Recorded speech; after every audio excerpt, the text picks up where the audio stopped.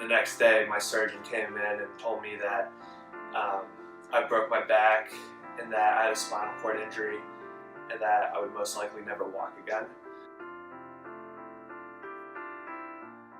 About stuff, but when I'm there, I'm working towards trying to get my muscles activated, and for a month they didn't, and so that's when things set in. Like, I mean, I might have to be in a wheelchair for the rest of my life. I might not have any movement in my legs, and that was tough. Like, it's hard as a 20-year-old to be told that for one thing, that you can't do a lot of the stuff that you love doing. I mean, I was really active before. I loved to play sports and all of that, and I knew that I wouldn't be able to do that again. But like, there's plenty of other stuff that's tough about having a spinal cord injury, like that you don't even realize, just accessibility of places. And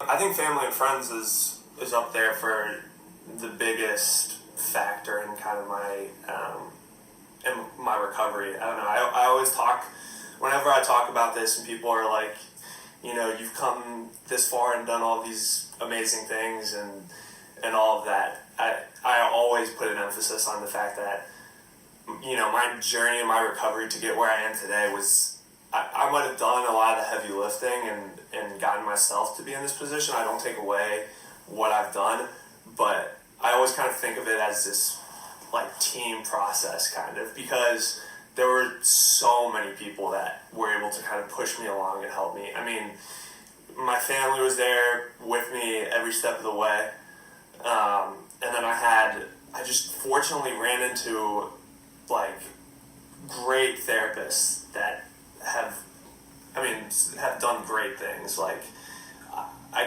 there have been so many different therapists that have been really, really good. And that goes for doctors too. I've dealt with a lot of doctors that have kind of pushed me to do well. And so, if I was doing this by myself, it would have been, I don't even think it would have been possible. I remember distinctly just kind of waking up and thinking that other people believed in me, and that I like didn't want to let them down. Like, I feel like sometimes with therapy, I almost did it because other people almost expected me to do well, and that kind of pushed me throughout my journey, like even when I didn't believe in myself.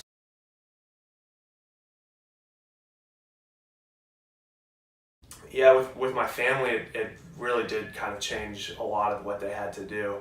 They had to, for one, I was down in Atlanta and they wanted to be there with me. So my brother and my sister came down and were there for long periods of time. My mom and my dad had to take off a ton of work to be there. But some other things is that we had to move houses. Fortunately, the house was right down the street, so it wasn't too tough of a move. But it was definitely different. I mean, I had to go to a place where a ramp had to get installed, and we had to just all of a sudden kind of get out of the house that I had lived in for 20 years, which we are back in now, which is pretty cool. But yeah, I mean, they had to do a ton, and I know it affected them close to as much as it affected me, because they hurt through my pain, and so it's tough for the family too. I mean, experiences like that aren't just focused on one person. So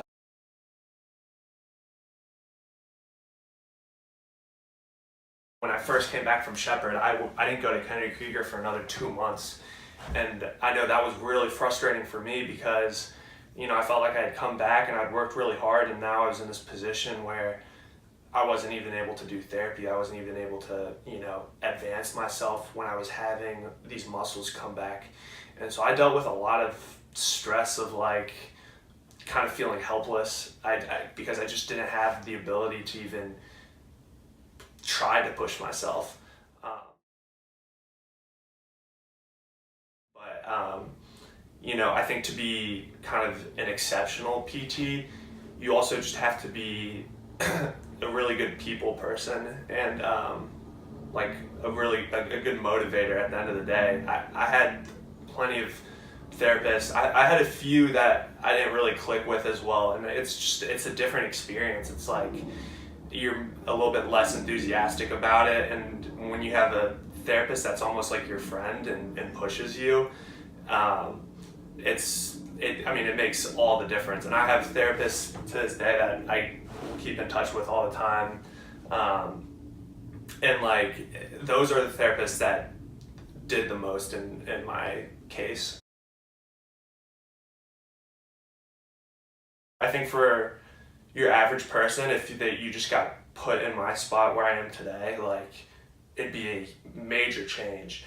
But for me, it's like I just don't have that perspective because I was at a place that was so different. I mean, my outcome could have been so much worse than where I am today. So it's like, even though some people might look and be like, that sucks that you can't play sports or do this or that, like it's also just like a blessing to even be able to stand up off this couch and like, step down some stairs or do any of that. And sometimes it's kind of hard to remember that all the time, but like it's been life altering, but to a pretty minimal, like as minimally as a spinal cord injury can change your life. I've been really fortunate with it.